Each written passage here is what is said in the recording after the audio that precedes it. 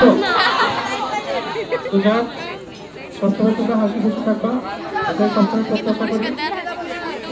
খেলাধুলায় কিন্তু হাসি থাকবে, তাই না? এর কোনো মন খারাপ করার কিছু নাই। আজকে যারা পারেনি আগামীকাল তারা পারবে, তাই না?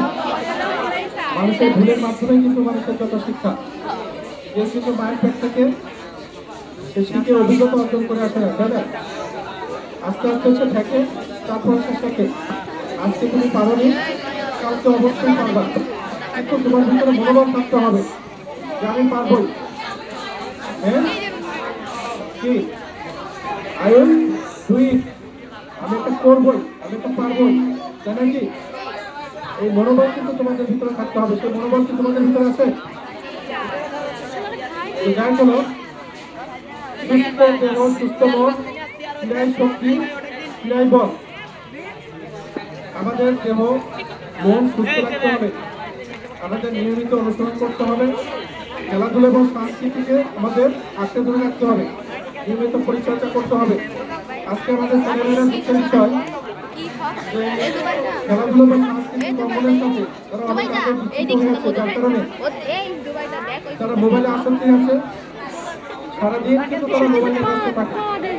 এটা কিন্তু আমাদের জাতি ধ্বংস, মেধা ধ্বংস, সমাজ ধ্বংস, রাষ্ট্র ধ্বংসের কি একটা লক্ষণ দেখা যাচ্ছে।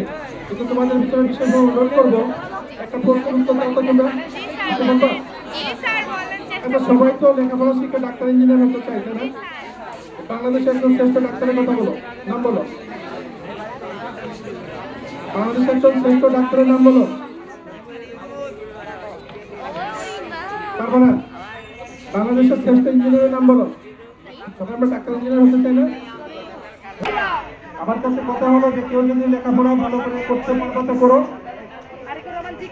তাহলে সে ওই লেখাপড়ায় মনোনিবেশ করবে।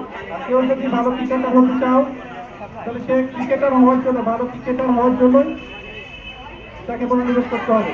কেউ যদি ভালো ফুটবলার হতে চাও, বা আমাদের যত খেলা আছে সেই খেলায় যদি তোমরা অংশগ্রহণ করতে চাও বা ভালো পারফর্ম করতে চাও, তাহলে দেখবে তোমার সুনাম, খ্যাতি, যশ, টাকা পয়সা কোনো কিছু দেওয়া হবে না, তাই নাকি? কিন্তু সেটা মনে করে রাখতে হবে। রাজি আছে তো সবাই? এরপরে কি আমরা নিয়মিত খেলাধুলা করবো? সাকিবুল হাসানের মতো হবো? হ্যাঁ, মাস্টারবিন মসজিদের মতো হবো? হতে চাই না আমরা? তো যাই হলো, আমি বক্তব্য দিতে। তো যারা অংশগ্রহণ করেছে, যারা কৃতকার্য হয়েছে, সবাইকে মোস্ট ওয়েলকাম।